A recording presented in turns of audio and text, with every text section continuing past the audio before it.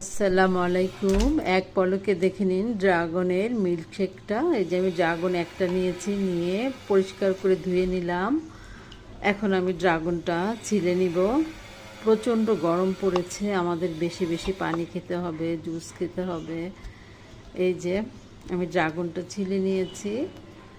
কি যে কালারফুল! বাচ্চারা ড্রাগন খেতে না চাইলে এভাবে মিল্কশেক করে দিবেন।